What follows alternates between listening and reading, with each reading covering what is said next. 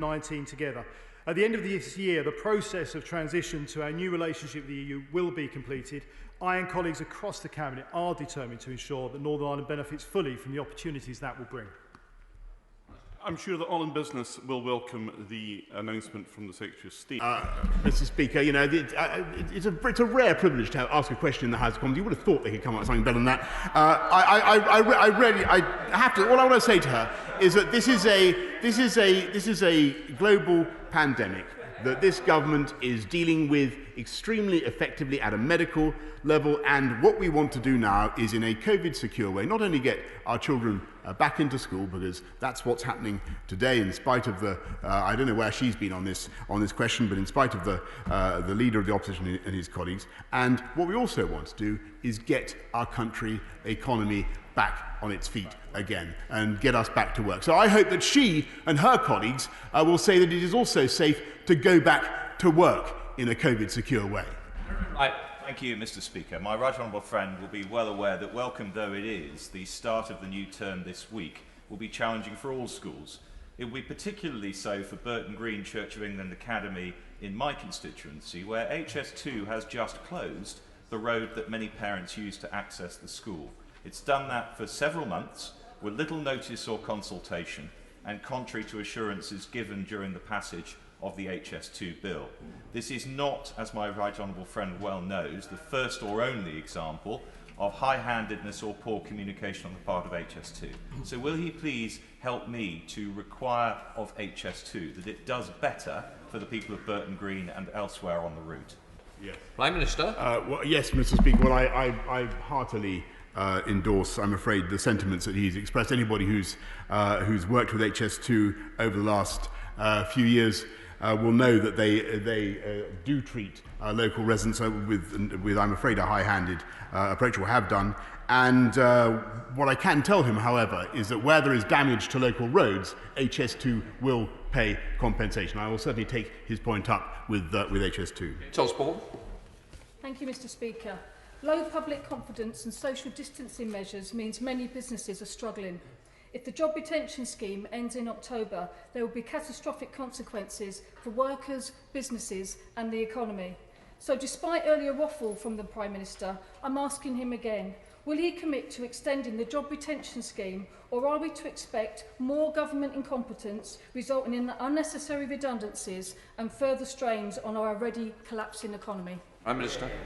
Mr. Speaker, I direct the Honourable Lady to what I've said already, which is that there will always be those who argue for an infinite extension of the furlough scheme and who want to keep people off work, unemployed, being paid very substantial sums for a very long time. I don't think that's the right thing. I think the best way forward for our country is to get people, as far as we possibly can, back into work. And there's the job retention bonus, as she knows, at the end of the year, and there are abundant schemes. Already £160 billion has been spent to support the economy throughout the crisis, and we will continue, as I said, to put our arms around the entire people to keep them going throughout this crisis. But furlough, indefinite furlough, is just not the answer. Lee Anderson. Thank you, Mr. Speaker. Our nation has a proud history as a safe haven for desperate souls, but now the asylum system is broken and being abused. So the people of Ashfield would like to know, when will the Prime Minister introduce legislation to fix the asylum system, which will save lives by taking back control of our borders? Prime Minister. I thank my honourable friend, and I have a great deal of sympathy with those who are so desperate as to put their children in dinghies or even children's paddling pools and try to cross the channel. But I have to say that what they are doing is falling prey to criminal gangs, and they are breaking the law. They're also undermining the legitimate claims of others who would seek asylum in this country.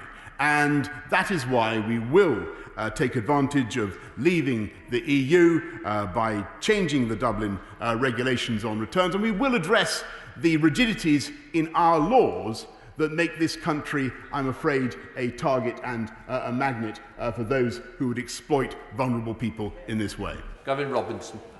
I'm very grateful, Mr. Speaker, and I trust that the Prime Minister had an enjoyable visit to Harland & Wolff's new yard in Appledore. He knows well the mother yard of Harland & Wolff in my constituency of East Belfast, And I just ask that the Prime Minister not only recognises the important strategic purchase of Appledore, but recognise that Harlan and Wolff are now in an incredibly well-placed position to assist this country in our future defence needs. Prime Minister.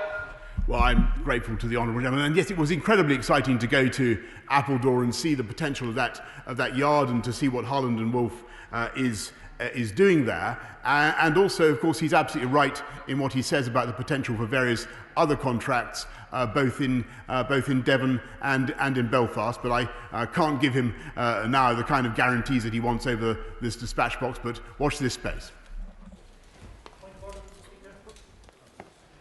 Mr Blackford, you haven't given me notice of this point of order. I think it is important just to clear up this matter. It isn't normally that I would allow urgent questions to be interfered with or statements, so therefore on this occasion I'm going to allow it. Ian Blackford. Thank you, Mr Speaker. I'm most grateful.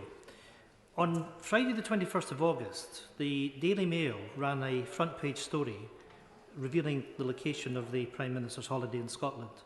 This was a violation of his family's privacy that neither myself nor my party in any way condone. Later the same day, a senior Conservative source in Downing Street told the Sun newspaper, and I quote, "The finger of blame for all this getting out is being pointed at the SNP, particularly Ian Blackford, who is local." This was subsequently repeated in a number of newspapers and broadcast outlets.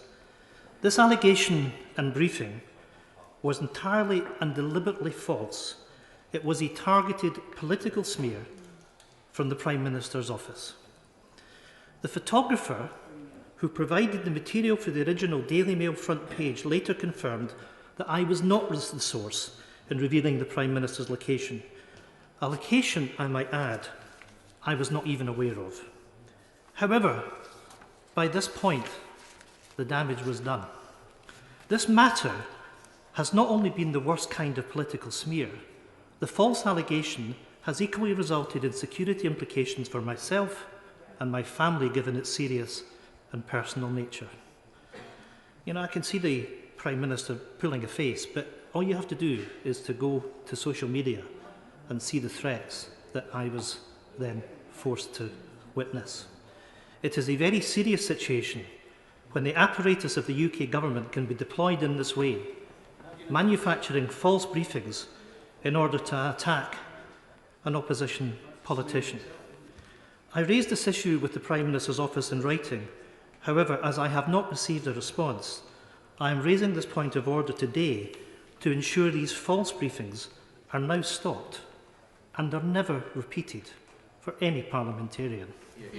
Prime Minister.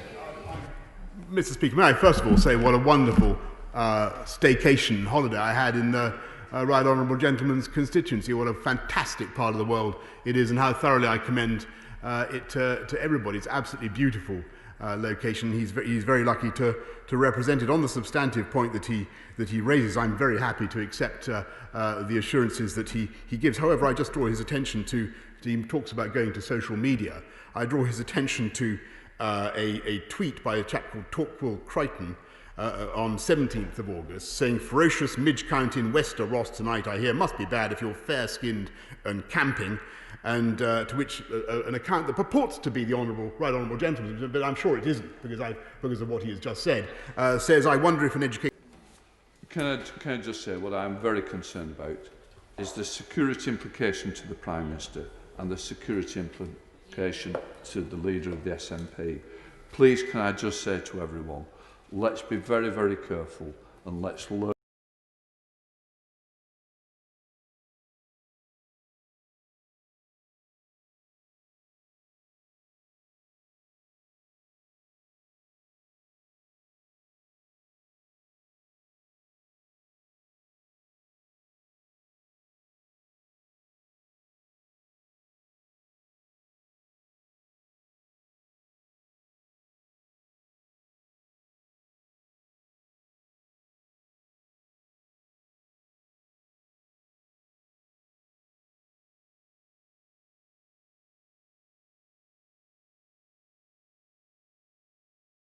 And taken to claw back the